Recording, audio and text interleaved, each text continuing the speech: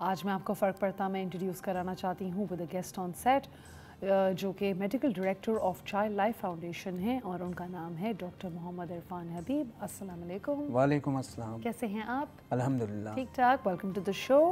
آج ہم آپ سے بہت ضروری بات کریں گے ڈاکٹر عرفان۔ ابھی انفیکٹ ہم لوگ پہلے بھی بات کر ہی رہے تھے کہ چائلڈ مورٹیلٹی کتنا کرٹیکل ایشو ہے پاکستان کے اندر، رائٹ؟ اینڈ آپ مجھے بتا رہے تھے کہ چائلڈ لائف ایمرجنسی رومز کے بارے میں اور ٹیلی میڈیسن سینٹرز جو ہے وہ کس طریقے سے کوالٹی کیئر پرووائڈ کرتی ہیں given the infrastructure, given the government that helps you. And also مجھے ڈاکٹر عرفان یہ بھی بتا رہے تھے کہ آلموسٹ 1 لاکھ بچوں کی ڈیتھ ہوتی ہے because of pneumonia, and because of that یہ ٹیلی میڈیسن میں آئے، this was his inspiration behind that, it was the need of the hour. کس طریقے سے automation and non invasive ventilation کے through everything is paperless, everything is stored, research کی جا رہی ہے، ایکسیسیبلٹی بڑھائی جا رہی ہے۔ آئیں اب ہم ان سے بات کرتے ہیں so he can guide us a little more about it. Doctor Irfan, آپ ہمیں بتائیں کہ چائلڈ مورٹیلٹی اتنا کرٹیکل ایشو کیوں ہے پاکستان میں؟ اس کی سب سے 2 اہم وجوہات ہیں جی۔ پاکستان میں آج کے دن بھی جتنے بھی چھوٹے 5 سال سے چھوٹے بچے ہیں، آج 1000 بچے مر جائیں گے روز، اور یہ وہ تعداد ہے جو کہ پاکستان میں کینسر سے، روڈ ٹریفک ایکسیڈنٹ سے اینڈ ہارٹ ڈیزیزز سے، ان تینوں کو اگر آپ ملا دیں اتنی اموات نہیں ہوتی جتنی بچوں میں ہوتی ہیں۔ سو پاکستان میں مورٹیلٹی میں نمبر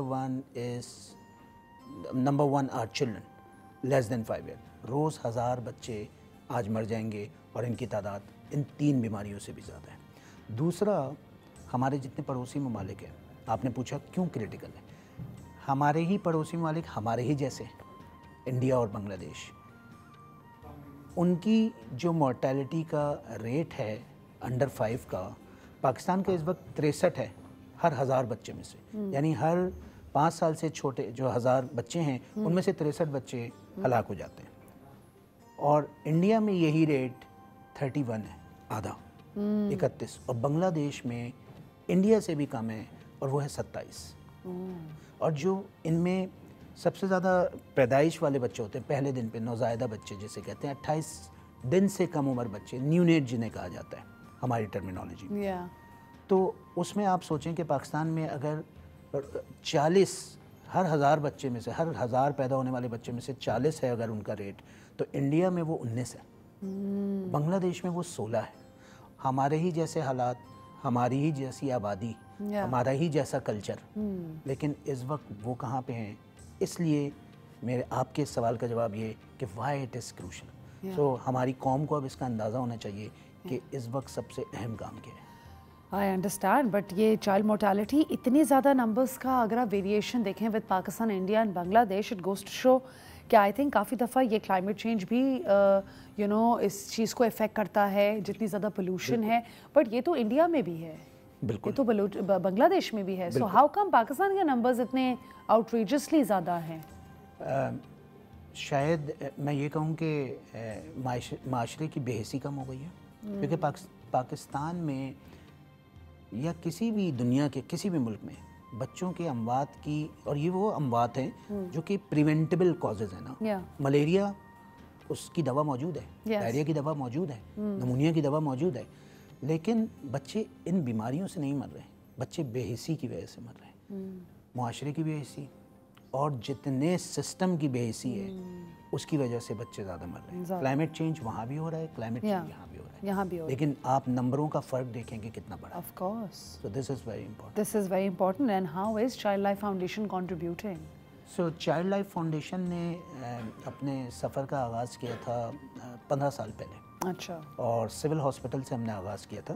پاکستان میں اگر آپ کو یاد ہو 2010 میں فلڈس آئے تھے جس میں پاکستان کی تقریباً 2/3 حصہ جو ہے وہ پانی میں ڈوبا ہوا تھا، تو CNN کے ایک میڈیکل کورسپونڈنٹ تھے، انہوں نے اپنا ایک ڈاکومنٹری بنائی جو کہ سول ہاسپٹل کی ایمرجنسی روم میں وہ پہنچے، اور جو حالات انہوں نے دیکھے وہ یہ کہ چھت گرنے والی تھی، بچے پکے بستر نہیں تھے بلکہ پکوں پہ لیٹے ہوئے تھے، سلیب پہ لیٹے ہوئے، اور ان کو جن حالات میں ڈرپ لگی ہوئی تھی اور جس طرح کی گندگی تھی، تو ان کا آخری جملہ یہ تھا کہ where is the Pakistani nation, are they sleeping? ہمارے فاؤنڈر ٹرسٹی ہیں اقبال آدم جی صاحب وہ اٹھے اور اگلے دن وہ MS سے ملاقات کی انہوں نے اور وہاں سے چائلڈ لائف فاؤنڈیشن کا آغاز ہوا. ہم ڈاکٹر عرفان سے بات کر رہے تھے اباؤٹ چائلڈ لائف فاؤنڈیشن اور وہ ہمیں اب ایکسپلین کریں گے کہ پبلک پرائیویٹ پارٹنرشپ کس طریقے سے چائلڈ لائف فاؤنڈیشن. جی پبلک پرائیویٹ پارٹنرشپ میں اس وقت ہم سندھ گورنمنٹ کے ساتھ کام کر رہے ہیں اور الحمدللہ پچھلے 15 سالوں سے بلوچستان کی گورنمنٹ کے ساتھ کام کر رہے ہیں. تو جہاں پہ جن صوبوں میں ہم ہیں وہاں پہ ہم گورنمنٹ کے ساتھ کام کرتے ہیں اور الحمدللہ اس میں گورنمنٹ کی ہماری بہت بڑی سپورٹ ہے, ان کا ٹرسٹ ہے. ہم سارے سرکاری اسپتالوں میں موجود ہیں. ٹھیک ہے. تو آپ ایمرجنسی رومز کے بارے میں پوچھ رہی تھی. اگر اسٹڈیز یہ کہتی ہیں, انٹرنیشنل ریسرچ یہ کہتی ہے کہ یہ تمام بیماریاں بچوں میں پریونٹیبل ہیں 80%. اور اگر ان میں سے ایمرجنسی رومز اچھے بنا دیے جائیں, لائف سیونگ ایکوپمنٹ, ٹرینڈ لوگ رکھ دیے جائیں, میڈیسنز رکھ دی جائیں, 50% اموات بچ سکتے ہیں. یعنی جو آج 1000 بچے ہلاک ہو رہے ہیں جی وہ 500 پہ آ سکتے ہیں. 500 پر آ سکتے ہیں. بالکل. ہم سارے سرکاری اسپتالوں میں, ہم ان اسپتالوں میں جہاں سب سے غریب اور سب سے بیمار بچہ لایا جاتا ہے. تو اس وقت ہم سندھ کے ایمرجنسی رومز میں, ہم سندھ کے تقریباً جو 9 ایمرجنسی رومز ہیں پورے سندھ کے, کراچی کو ملا کے, تو وہ سارے میں ہم موجود ہیں اپنے ایمرجنسی رومز کے ساتھ.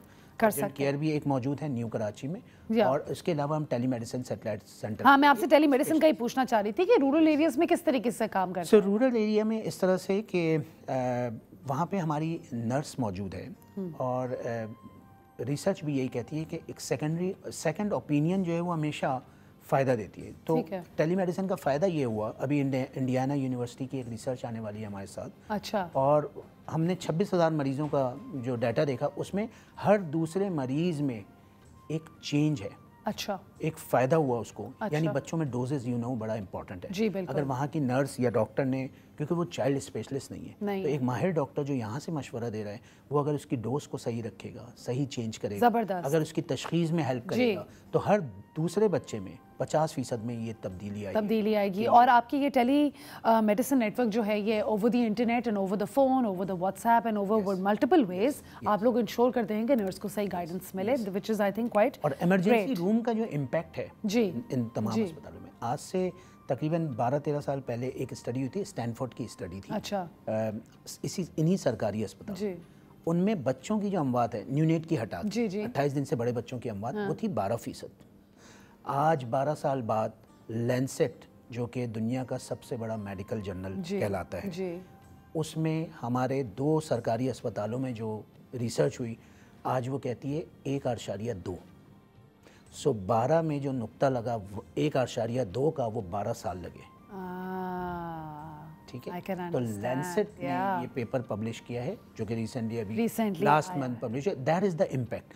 دوسرا امپیکٹ جو چائلڈ لائف کا ہے وہ یہ کہ اس وقت چائلڈ لائف 20 لاکھ بچوں کا علاج کر رہا ہے. واو. ان تمام ہسپتالوں میں, اور 90% پاکستانی بچے اس وقت چائلڈ لائف فاؤنڈیشن کی ایمرجنسی روم سے دور نہیں ہیں.